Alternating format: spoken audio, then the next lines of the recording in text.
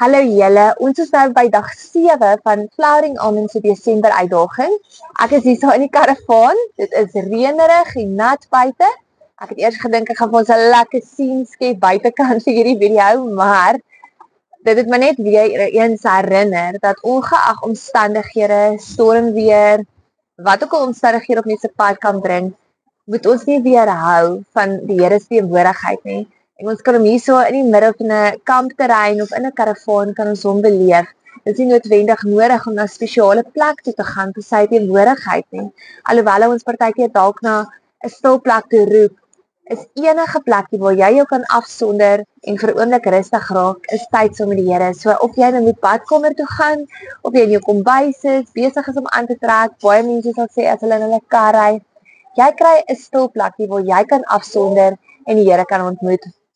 So ja, ek is hierso besig om te kamp en terwyl ek swem vandag langs die swembad is, het die Here net so met my kom praat oor Potifar se vrou. Potifar se vrou is nou nie een van die karakters wat eers in die bloedlyn van Jesus is nie. Sy was nie deel van die Israeliete nie.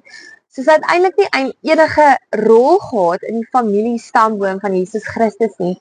Maar ons lees van haar en die oomblik toe ek haar die name begin neerskryf het, wie moet almal deel wees van hierdie 31 dae, toe die Here dadelik vir my gesê Potifar se vrou, en in ons, elkeen, skuil 'n Potifar se vrou. So Potifar se vrou, lees ons in Genesis 39, hoe sy vir Josef gesien het, en Josef was mooi van aansien. So sy het dadelik ingegee op haar eensaamheid. Nie noodwendig op 'n drang na sonde nie, maar op eensaamheid. Eensaamheid het haar laat reageer. Nou baie keer voel ons harte eensaam. Ons voel alleen, ons voel verlate. En wanneer ons ingee op eensaamheid, dan raak ons manipulerend. Sonder dat ons dit agterkom, manipuleer ons mense om ons manipuleer omstandighede. Dieselfde ding wat ook gebeur is wanneer ons hart dan seer is. Ons hart voel verwyderd, ons hart voel ver en ons hart voel stikkend. Is ons geneig om dan iemand anders se hart ook stikkend te maak en ook te vul met leuns en onwaarhede. So hoe gebeur dit? Net soos Potifar se vrou wat sy vir Josef wou intrek in haar eensaamheid in. Is ons baie keer as ons besig is met iets wat nie die Here se wil is nie, sal ons dit probeer goed praat met ander, ons sal ons omring met mense wat dit ook goed praat, of ons sal dit sag praat en mooi maak, sodat ons net nie alleen in dit voel nie. So baie keer is dit dalk ietsie kleins, wat jy in jou lewe inlaat, en jy sal vir die mense almal verduidelik en sê, nee maar, daai mense is nou te.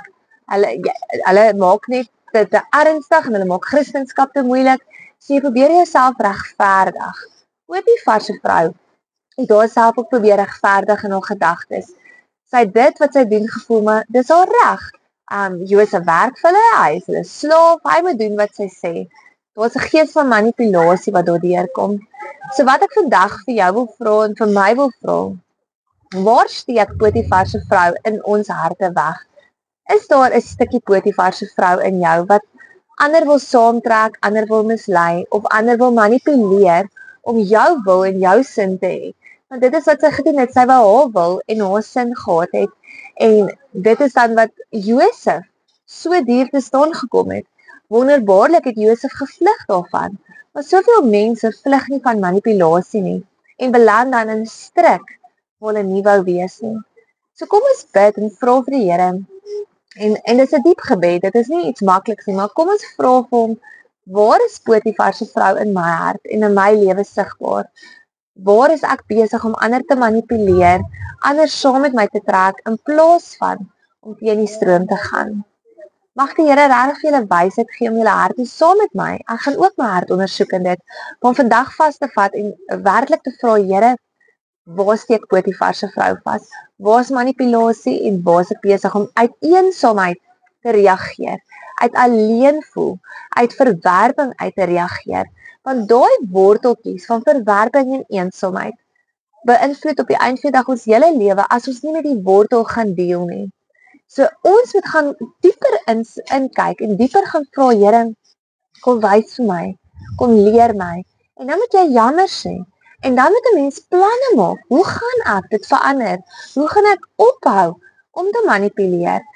Soos ons altyd vir die kinders leer om te sê stop, dink, doen. Miskien moet ek dit toepas in my eie lewe voordat ek iets manipulerends sê of iets manipulerends doen om te stop, te dink waarmee is ek besig en dan 'n ander rigting te volg.